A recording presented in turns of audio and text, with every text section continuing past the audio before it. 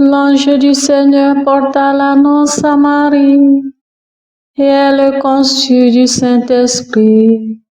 Réjouis-toi, Marie, pleine de grâce, le Seigneur est avec toi. Tu es bénie entre les femmes, et le fruit de ton sein est béni. Je suis la servante du Seigneur, qu'il me soit fait selon ta parole. Réjouis-toi, Marie, pleine de grâce, le Seigneur est avec toi. Tu es bénie entre les femmes, et le fruit de ton sein est béni. Et le Verbe s'est fait chair, et il a demeuré parmi nous. Réjouis-toi, Marie, pleine de grâce, le Seigneur est avec toi. Tu es bénie entre les femmes, et le fruit de ton sein est béni. Priez pour nous, Sainte Mère de Dieu, afin que nous soyons rendus dignes des promesses du Christ. Prions. Que ta grâce, Seigneur notre Père, se répande en nos cœurs. Par le message de l'ange, tu nous as fait connaître l'incarnation de ton Fils bien-aimé. Conduis-nous par sa passion et par sa croix jusqu'à la gloire de la résurrection, par Jésus le Christ notre Seigneur. Amen.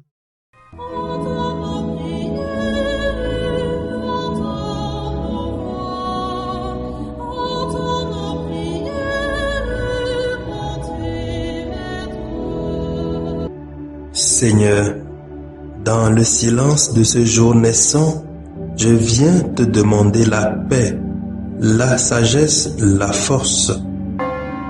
Je veux regarder aujourd'hui le monde avec des yeux tout remplis d'amour, être patient, compréhensif, doux et sage, voir au-delà des apparences tes enfants, comme tu les vois toi-même, et ainsi ne voir que le bien en chacun.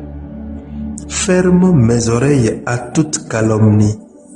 Garde ma langue de toute malveillance. Que seules les pensées qui bénissent demeurent en mon esprit. Que je sois si bienveillant et si joyeux que tous ceux qui m'approchent sentent ta présence. Revêts-moi de ta beauté, Seigneur, pour qu'au long de ce jour, je te révèle. Amen. Abonnez-vous à notre chaîne YouTube et cliquez la cloche de notification pour recevoir nos prochaines vidéos.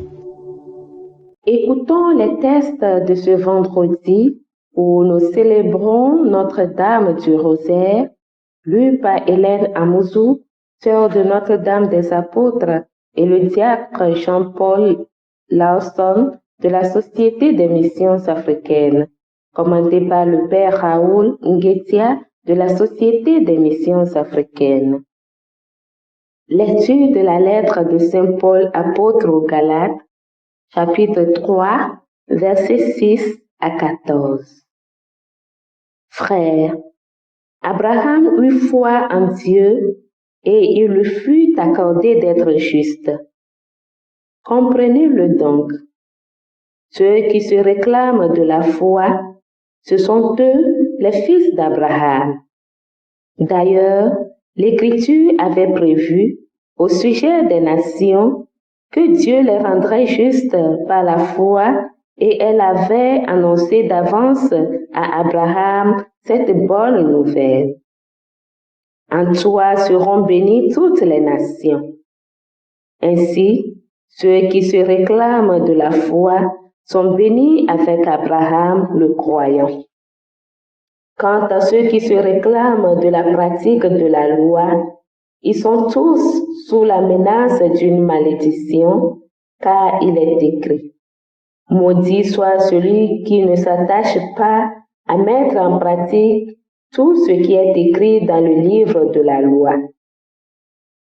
Il est d'ailleurs clair que par la loi, personne ne devient juste devant Dieu, car, comme le dit l'Écriture, celui qui est juste par la foi vivra, et la loi ne procède pas de la foi, mais elle dit: celui qui met en pratique les commandements vivra à cause d'eux. Quant à cette malédiction de la loi, le Christ nous en a racheté en devenant pour nous objet de malédiction, car il est écrit: il est maudit celui qui est pendu au bois du supplice.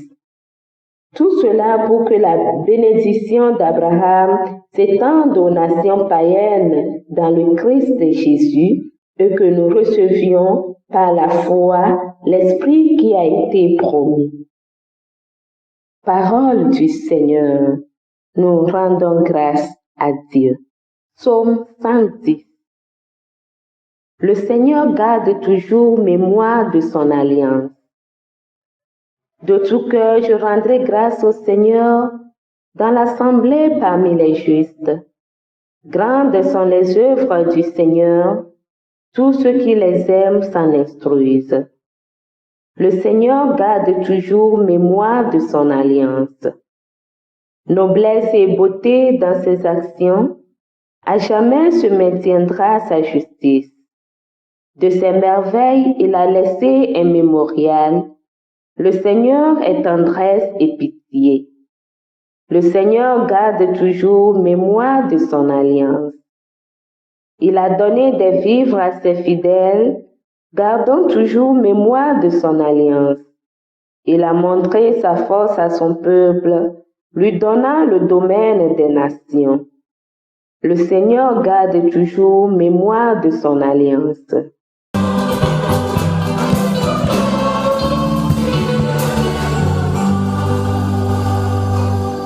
Maintenant, le prince de ce monde va être jeté dehors, dit le Seigneur.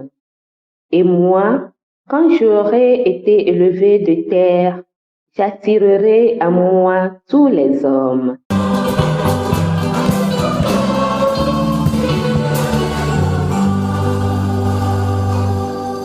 Le Seigneur soit avec vous et avec votre esprit. Évangile de Jésus-Christ selon saint Luc. Gloire à toi, Seigneur. Luc 11, 15 à 26. En ce temps-là, comme Jésus avait expulsé un démon, certains dirent: c'est pas Belzéboul, le chef des démons, qui expulse les démons. D'autres, pour le mettre à l'épreuve, cherchaient à obtenir de lui un signe venant du ciel. Jésus, connaissant leurs pensées, leur dit: tout royaume divisé contre lui-même devient désert. Ses maisons s'écroulent les unes sur les autres. Si Satan, lui aussi, est divisé contre lui-même, comment son royaume tiendra-t-il? Vous dites en effet que c'est pas Belzéboul que j'expulse les démons. Mais si c'est pas Belzéboul que moi je les expulse, vos disciples, par qui les expulsent-ils? Dès lors, ils seront eux-mêmes vos juges.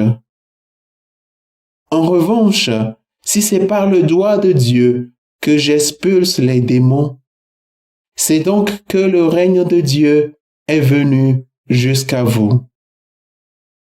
Quand l'homme fort et bien armé garde son palais, tout ce qui lui appartient est en sécurité. Mais si un plus fort survient et triomphe de lui, il lui enlève son armement auquel il se fiait, et il distribue tout ce dont il a dépouillé. Celui qui n'est pas avec moi est contre moi. Celui qui ne rassemble pas avec moi disperse. Quand l'esprit impur est sorti de l'homme, il parcourt des lieux arides en cherchant où se reposer, et il ne trouve pas. Alors il se dit, je vais retourner dans ma maison, d'où je suis sorti. En arrivant, il la trouve balayée et bien rangée.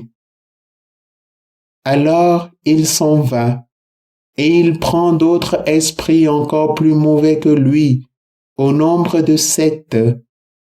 Il entre et s'y installe. Ainsi, l'état de cet homme-là est pire à la fin qu'au début. Acclamons la parole de Dieu. Louange à toi, Seigneur Jésus.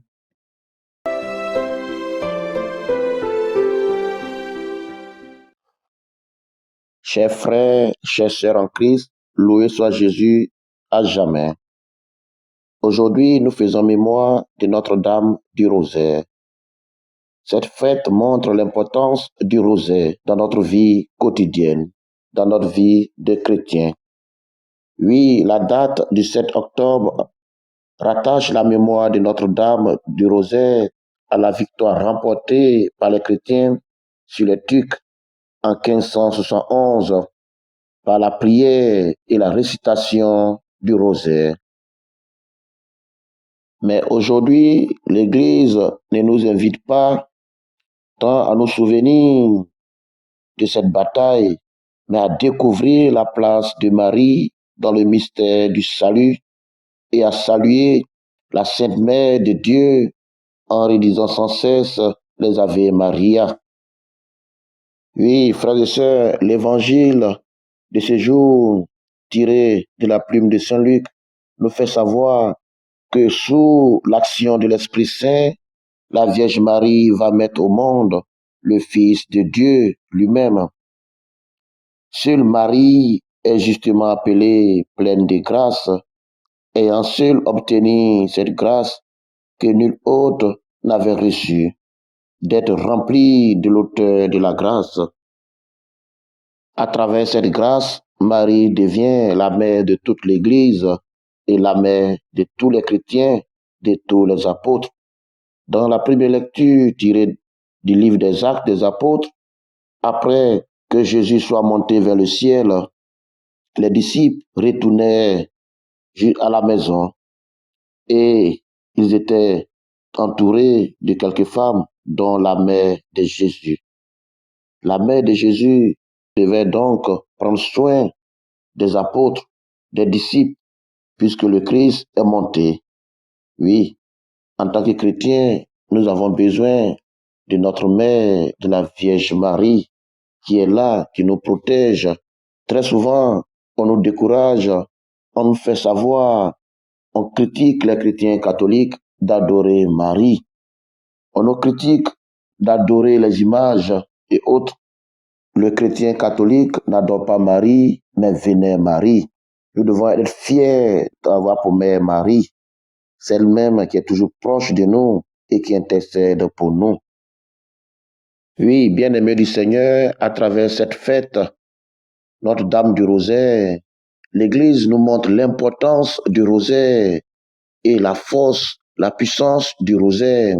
Et cela est important. Chaque chrétien doit reprendre son chapelet.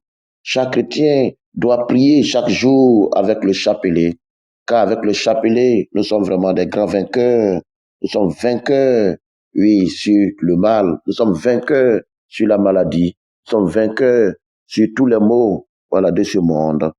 Nous trouvons la force et le courage dans le chapelet, car à travers le chapelet, nous sommes proches et nous revenons au Seigneur par Marie. Marie est donc le plus grand cadeau que Dieu fait à l'Église tout entière.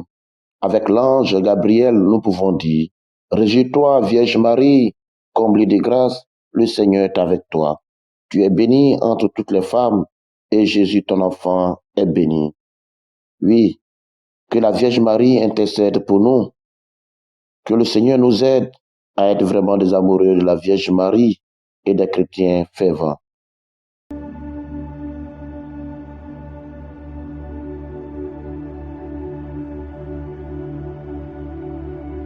Que le Seigneur Tout-Puissant et Miséricordieux nous bénisse et nous garde, le Père, le Fils et le Saint-Esprit. Amen. Bénissons le Seigneur. Nous rendons grâce à Dieu. Suivez désormais sur vos smartphones et ordinateurs toutes les actualités de l'Église catholique en Afrique et dans le monde entier sur SMA Togo TV. Le Samaritain aujourd'hui, on ne l'a pas, mais c'est nous qui sommes les Samaritains. Nous devons suivre l'exemple de Jésus sur cette terre. C'est l'écoute de la parole, l'opportunité d'être en communion avec le Christ. SMA Togo TV est accessible 24 heures sur 24 en direct sur le www.smatogo.tv, YouTube SMA Togo TV, Facebook SMA Togo TV. Téléchargez l'application SMA Togo TV dans Play Store. Foi, éducation, santé, société, développement, entrepreneuriat, humour et sport, tout est passé au peigne fin sur votre web TV. Il allait tomber dans la falaise. Boum. Imaginez la suite. SMA Togo TV, la première chaîne missionnaire.